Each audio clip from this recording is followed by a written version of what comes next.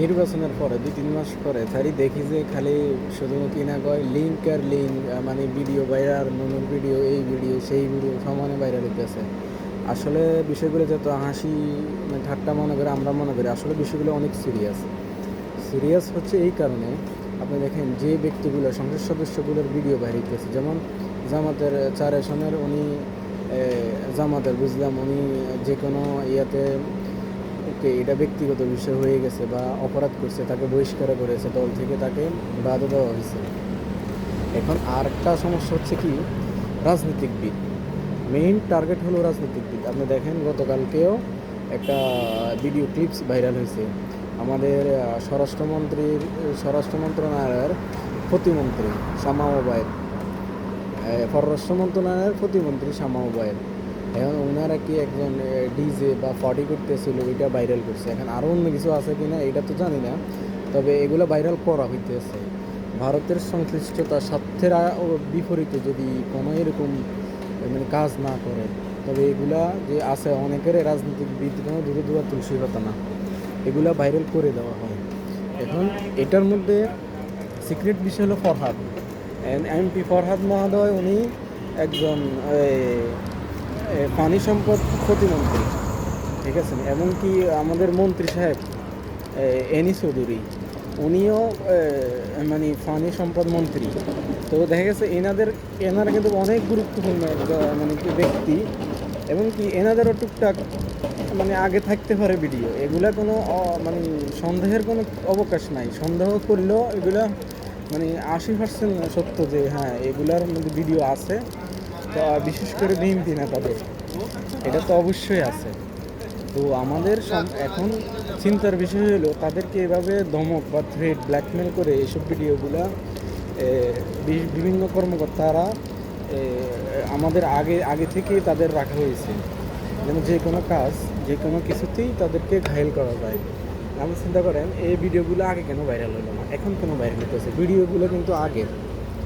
তো সরকার এবং কি ভিডিও থাকবে, যাদের ভিডিও আছে, মূলত হচ্ছে কথা হচ্ছে এইটাই, ভিডিও থাকবে, ভিডিও আছে, যাদের ভিডিও আছে আগে আগে বলে দেন যে এমনি এমনি আমাদের ভিডিও বা এরকম কোনো কিছু বাইর হইলেও মনে করবেন যে আমরা কিছু মানে তাদের কথা মতো করতে চাইতেছি না, ঠিক আছে না। অন্তত দেশের স্বার্থটা আগে দেখা উচিত তাদেরকে। দেশের স্বার্থটা আগে দেখলে মানুষ, কত মানুষের তো ক্ষমা করে দিতে আছে, কত মানুষের তো ইয়া করে দিতে আছে, ঠিক আছে। তো আপনাদেরকেও দিব, সমস্যা কি? আপনাদের গণতন্ত্র, এটা কোনো শরিয়া আইন চলেন না বাংলাদেশে যে শরিয়া আইন চলতেছে। এখন এগুলো ভাইরাল হইলে যখন যতদিন জীবিত আছে ততদিনে ফায়দা লুটি, এরকম কোনো কিছু নাই বাংলাদেশে। বাংলাদেশ হলো মগর মুল্লুকের মতন, যে জোর যার মুল্লুক তার। এখন অন্তত এই জিনিসটা খেয়াল রাখতে হবে, আমাদের সার্বভৌমত্বটা খেয়াল রাখতে হবে। এবং কি যারা এদের পিছনে জড়িত আছে তাদের সাথে দেখা করেন, কথা বলেন, কল রেকর্ড এবং কি ভিডিও যে কোনো কিছু পাবলিশ করেন, মিডিয়াতে দেন যে আমাকে ব্ল্যাকমেল করতে আছে, আমি অপরাধ করছি, ওটা আমার ব্যক্তিগত অপরাধ ছিল। এখন ওই অপরাধের খাতিরে আমাকে রাষ্ট্রীয়ভাবে বড় মাফিকের ফায়দা নিতে চাইতেছে, এগুলা দিয়ে ফা দেওয়া যাবে না। এখন এই সরকার বিএনপি সরকার ক্ষমতায় আসছে 5 বছর, এখন পররাষ্ট্রনীতি আমাদের মোটামুটি একটা সুবিধাজনক অবস্থায় আছে। তো অবস্থায় থাকার কারণে একটা মানে ভারত অত্যন্ত চিন্তিত যে যেমন আপনি দেখেন গত 1 সপ্তাহের মিডিয়া নিউজগুলো দেখেন, তারেক রহমান কেন ভারতে যাইতে আছে না, মানে ডেইলি স্টার, প্রথম আলো, তারা ভারত অধীর আগ্রহে অপেক্ষা করতে আছে। এবং কি ভারতের পররাষ্ট্র মন্ত্রণালয়ে ওনারাও বিজ্ঞপ্তি দিয়েছে যে শেখ হাসিনা মানে একমাত্র তারেক রহমানকে মানে ভারতে সফর করানোর জন্য, শেখ হাসিনার কি কোনো মিডিয়াতে কোনো বক্তব্য দেওয়া হবে না, কোনো মানে কোনো কাজে করতে দেওয়া হবে না বা হচ্ছে না। তারপরও উনি বাধা অতিক্রম করে মোবাইলে 2-1 বার্তা দিয়ে থাকে। তো আরও গভীর বাক্যে ওনারা পর্যবেক্ষণ করবে, এই বিষয়গুলো মানে মিডিয়াতে প্রচার করা হচ্ছে একমাত্র তারেক রহমানরে কিনা ভারতে সফরে নিয়ে যাওয়ার জন্য।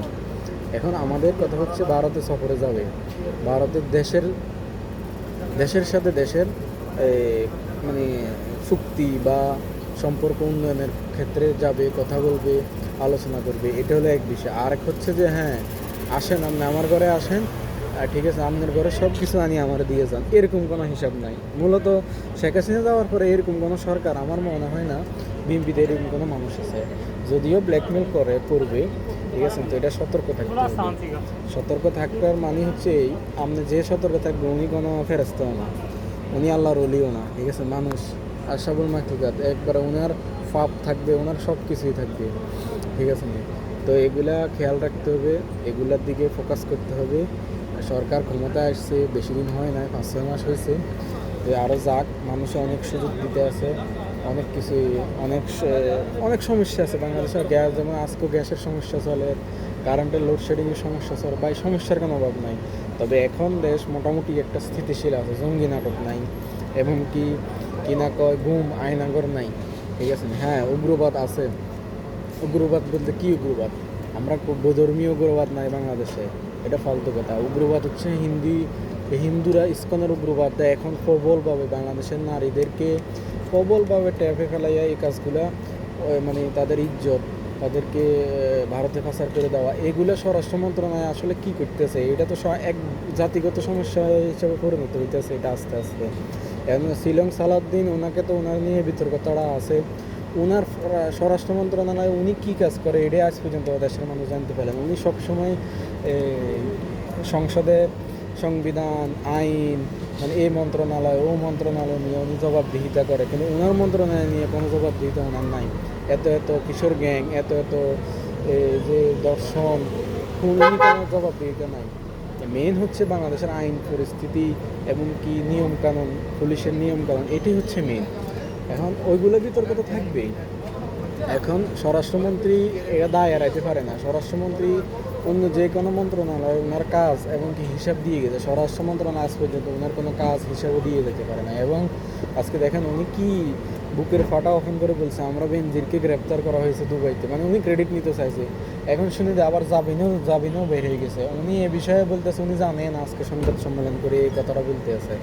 তাহলে এই যে শিলং সালাউদ্দিন বলে নিশ্চয়ই কোনো দাল মে কুছ খালা হে, হেতে যে ভারতের মাল না এটা কোনো কেউ গ্যারান্টি পাইতেছেন। তার কাজকর্মে কেউ কোনো প্রমাণ পাইতেছেন উনি কোন দেশের জন্য কাজ করতে আছে বা কোন দেশের আইন শৃঙ্খলা নিয়ে উনি কাজ করেন। তো মূলত এগুলোই মেইন ফোকাসিং বিষয়। ইসকন থেকে বাংলাদেশ বাঁচাও, সবাই সতর্ক হন, ইসকন থেকে বাংলাদেশকে বাঁচান। এবং কি ইসকনের সদস্যরা যেখানে পাবেন তুলুন কেলানি দিবেন, ভাই কেউ চাইবেন না, আগে কেলানি দিবেন, তারপর আইন আদালত কেলানি দিয়ে লাইবেন না, ঠিক আছে নি?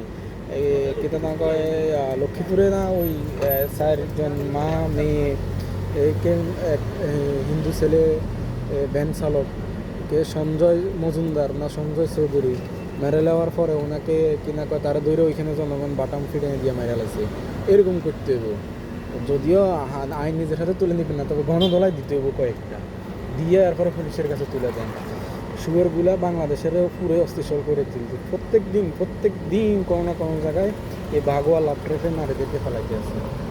আপনাদের মেইন বিষয় হলো যে ভাইরাল ভিডিওগুলো, আমি তো টপিক থেকে আলাদা হয়ে বিষয় আলাদা হয়ে গেছে, আবার এই জায়গাতে আসছি। মেইন ভিডিওগুলো এখন ভিডিও থাকবে রে ভাই। এখন আল্লাহর ওলি হইলে না সমস্যা, যদি আল্লাহর ওলি যে উনি কেমনে করে, আমার তো বিএমপির এত আল্লাহর ওলি নাই, ঠিক আছে। বিএমপিতে সব আল্লাহর ওলি কেউ কইতে পারতেন, হ্যাঁ তারা সব কিছুই করে।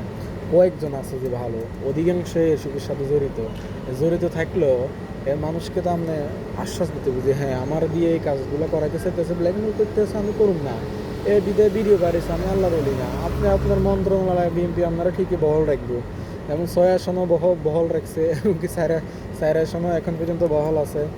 কত ওই নেতা খেতা যেগুলো ছাত্র সংগঠন, যুবদল, এগুলোর কয়েকটার বহিষ্কার করে, কিন্তু মেইন সংসদীয় আসন থেকে কারোর বহিষ্কার করার কোনো নজির নাই বা রাখতো না। এটা জামাত পাচ্ছে, জামাতের সাহস আছে, একে জামাত পারবে, কিন্তু বিএনপি এগুলো পারার বহুত দূরে আছে এখনো। সো বি কেয়ারফুল, ঠিক আছে না? আশা করি সবাই এই বিষয়ে সতর্ক থাকবেন। আর মানুষের কথা বলা দরকার, সরকারের জবাবদিহিতা চাইতে হলে মানুষ আগে প্রশ্ন করতে হবে। প্রশ্ন না করলে সরকার কীভাবে জবাব? আপনি প্রশ্নই করবেন না, আপনি তেল মারবেন, কর্মোদ্যম করবেন, সরকারকে আপনাকে জবাব দিবে, জীবনে কোশ্চিন কালেও জবাব দিবে না। আপনি প্রশ্ন করতে হবে, প্রশ্ন করলে জবাব, 2টা প্রশ্ন করলে একটার জবাবও আপনি পাইবেন। এইটা এরকম চিন্তা ভাবনা করেন। Social media, online media platform, YouTube, Facebook, Instagram, সমস্ত সোশ্যাল মিডিয়াতে আপনারা প্রশ্ন করেন, একজন দুইজন করে খালি মতামত তৈরি করেন, এগুলা গণতান্ত্রিক দেশের মধ্যে এটা আপনার অধিকার। তো এই অধিকার আপনি ইমপ্লিমেন্ট করেন, এমন না ব্যাককল জনগণের মতন করে থাকেন না। পরে দেখা যাচ্ছে মানে বিগত বছরগুলোর মতন শেখ হাসিনার মতন সরকার হইব। তো খোদা হাফেজ, সালাম আলাইকুম।